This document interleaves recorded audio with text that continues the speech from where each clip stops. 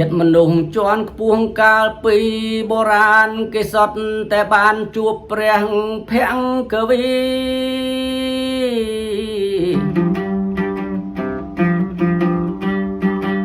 បានស្ដាប់ទេសនាចក្លុះធម្មាសោតាសកតិអនាគាអរហត្តហោះហើយយើងបានតន់ត្រឹមតែពាងបណ្ដាំមណ្ឌលសិល5នៅជាកេកោះ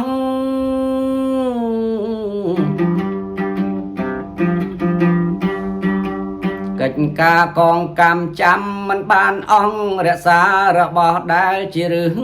គល់ហើយ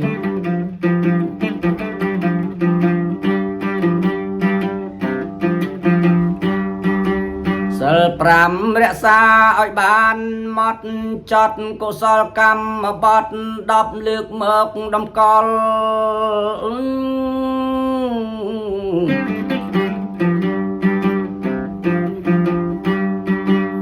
រាំងសាឲ្យជាប់ទើបបានឃើញផលសុខរហូតដល់បរលោកនាយអើយ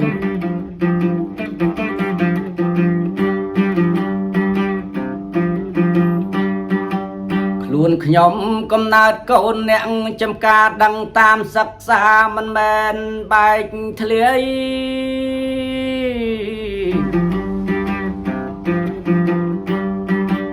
ចាក់ធ្លុងសេចក្តីភ្លឺថ្លា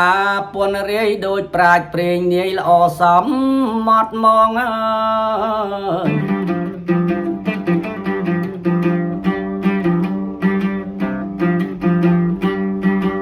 បំណាច់ខ្ញុំផ្សាយច្បាប់ក្រើនរំលឹកអស់លោកជួយនឹកជួយសច្ចាផ្សង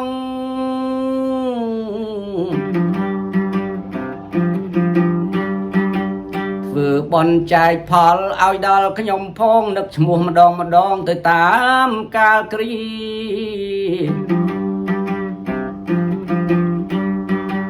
សូមអត់ទឹងផលកុសល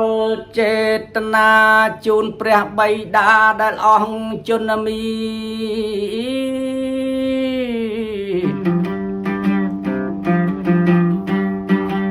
នឹងព្រះមេត្តានៅចាំងជរាបានសុខគ្រប់គ្រាដល់សួគ៌ស្ថាន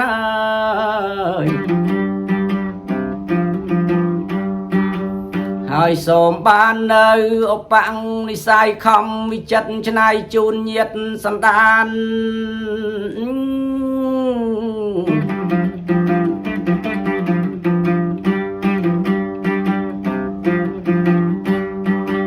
ឃើញអរិយសច្ចៈធម៌តាមកាលឃើញបានសោយសុខសែមខ្សាននិព្វានស្ងប់មកអើយអីអើយឃើញអរិយសច្ចៈធម៌តាមកាលឃើញបានសោយសុខសែមខ្សាននិព្វានស្ងប់មកអើយ